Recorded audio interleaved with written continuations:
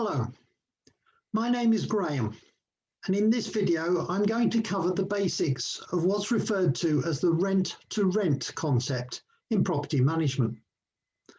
I run Carvetii Accommodation, which is a serviced accommodation company with properties in central Scotland and Cumbria. We currently have a dozen properties which we rent from their owners in order to run them as serviced accommodation places, as well as others that are owned by me or by my asset-owning limited liability partnership. So let's begin with the definition of terms. Firstly, rent-to-rent is a generic term that rarely actually means rent-to-rent.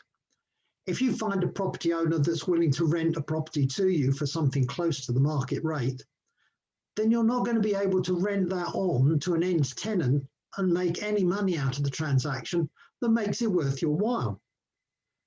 So if you're going to get involved in the rent to, then it has to be rent to something that can generate a much higher cash flow than simply renting.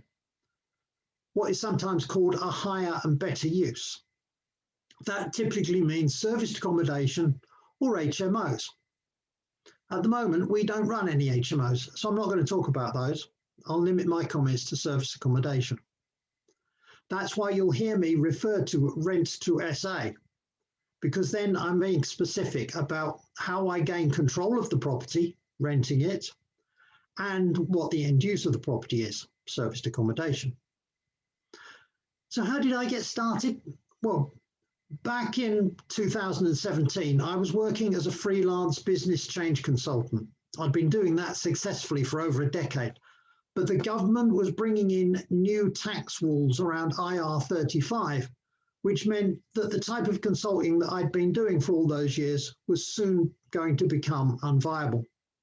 So along with a lot of the best consultants in the industry, I started looking around for alternatives. I identified one property that I could acquire and convert into a lovely 6-bedroom sleeps 20 holiday let property that would address the multi-generational family holiday market. That project was going to soak up all of my available capital. So in order to build a business quickly to the point where that would produce an income to replace my consultancy work, I needed to obtain control of properties without the capital outlay of buying them.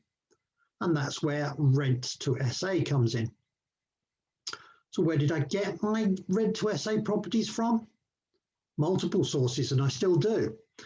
One suggestion I heard when I first started was downloading all the rental adverts from your local area from private landlords on Gumtree and sending them all a text message along the lines of 5 years guaranteed rent, no voids, we pick up the maintenance costs too, interested, call, and insert your own number. The idea being that out of hundreds of texts that you send, you'll get half a dozen replies, pick up 1 or 2 deals, and then repeat that every week. However, in my area, the total list on Gumtree was usually about 17 properties every week, and they rarely lasted more than a week. I had to increase my odds, so I started going and doing viewings and pitching the owner with the deal face to face. And that worked for me. And I got my first 3 properties that way. I also attended business networking meetings in my local area and picked up more that way. Approaching local estate agents, operators can also be a possibility. The larger national firms tend to have strict operating procedures that will not allow anything out of the ordinary, but the local firms can be more flexible. So be persistent and you'll win through.